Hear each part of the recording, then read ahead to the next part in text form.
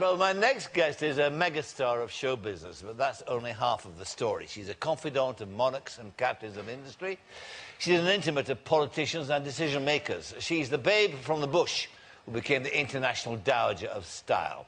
In her unstoppable rise, she's conquered Mooney Ponds, the West End, and now Broadway. Next stop, the world.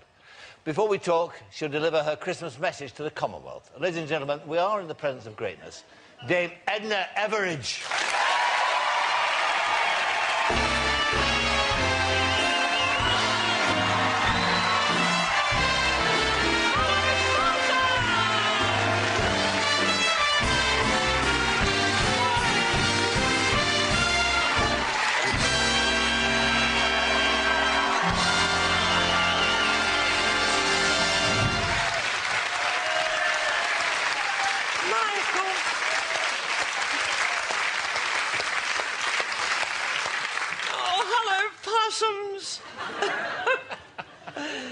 Well, throughout the Commonwealth, I say hello to you. It's me, alive in person.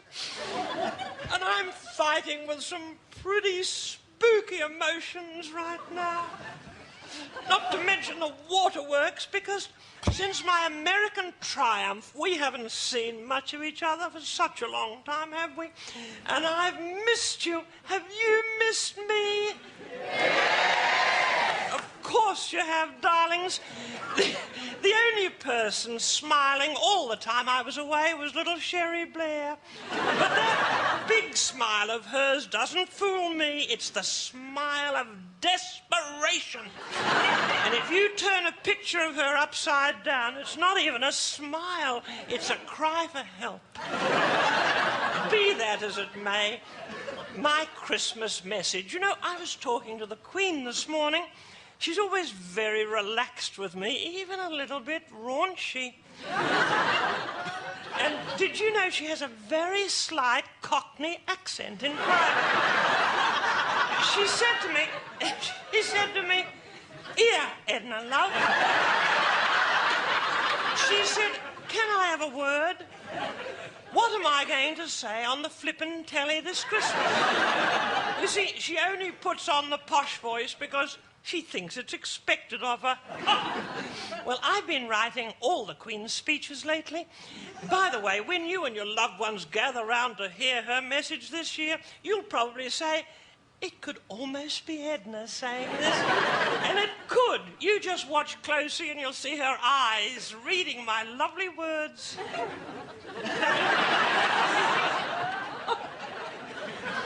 So I told her I'd be writing her a speech about the joy and comfort of family life. She uttered a pretty rude word and she said, "Couldn't I just talk about the Commonwealth? They're my family now." And she gave me a tearful little cuddle and our jewels tangled. Incidentally, this is hers. She sweetly gave it to me as an early Christmas present. She said, "You must have it, Edna. You go out more than I do." So somebody has got to talk about how wonderful family life is, and it had better be me. Yes, this year, my bridesmaid, Madge Allsop, and I will be pulling each other's crackers over an organic turkey in my Mayfair penthouse with my darling son, Kenny, and his partner, Clifford, provided...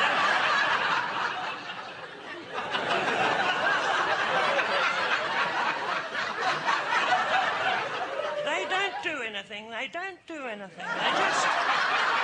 They just look for Miss Right together. And in some rather unlikely places, too.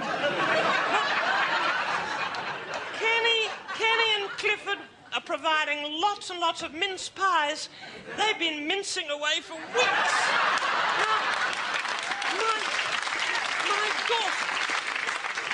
My daughter Valmei might call by for a handout. Money isn't everything, is it? But it certainly keeps my children in touch. My daughter Valmei, she calls herself Dr. Valmei these days. She's studying sexual harassment at the University of St. Andrews. She's doing a practical module. She's harassing Prince William at the moment. My mother will be here at Christmas. She's been released from her maximum security twilight home for the Christmas festivities. My mother's a little bit whiffy these days. She's as clean as a whistle. But how clean is a whistle?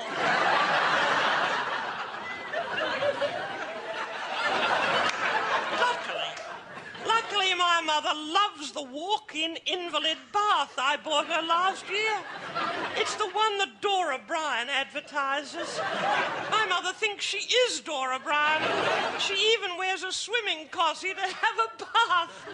So the long arm of soap and water doesn't reach quite as far as it should, I'm afraid. But I'll be making a pudding. I made it a year ago, and it's been hanging up maturing in the gusset of one of Madge's surgical stockings.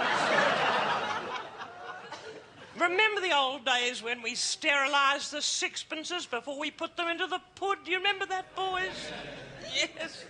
Well, this year, I'm using old credit cards. But what about me? This is a season of giving and receiving, and there's only one present I want, and that's Russell Crowe. After all, we're both Aussies and we're both gladiators. Remember, every gift says thank you and every gift says please. So give it some thought. Give suitable gifts. Give people things they can use. Possums. Those three wise men set a terrible example, didn't they? I mean, what newborn kiddie really needs frankincense or myrrh? Though I'm told myrrh is rather good for nappy rash, which is nice. And give quiet gifts. Life's getting too noisy. If you must give each other mobile phones, switch them to the vibrate mode. And focus on your G-spots. I mean, of course, my favourite Christmas G-words, giving, gratitude, and, well, greed. Greed has had a bad press, I know, but it's never done me any harm. Merry Christmas, possums, and a Happy New Year.